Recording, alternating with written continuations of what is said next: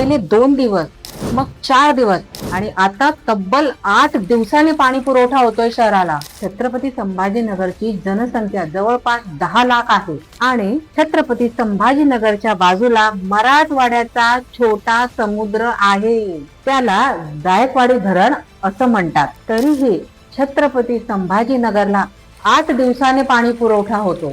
जर 2 वर्ष पाऊस नाही जरी पडला तरी आपल्याला 2 वर्ष पाणी पुरवठा होईल एवढी कॅपॅसिटी त्या धरणाची आहे. तरीही आपल्या शहराला 8 दिवसाने पाणी पुरवठा का? नमस्कार, मी कविता राजेश जंगले. आता तुमच्या समोर महानगरपालिकेच्या निवडणुका ज्या आलेल्या आहेत त्याचे उमेदवार तुमच्या दारात येणार आहे. त्यांना तुम्ही हा प्रश्न विचारा की 8 दिवसाने पाणी का? जर तो तुमच्या या प्रश्नाचं उत्तर द्यायला सक्षम असेल तर तुमचं वोट त्याच व्यक्तीला द्या. जागरूक व्हा आणि तुमचं मत योग्य व्यक्तीला द्या. धन्यवाद.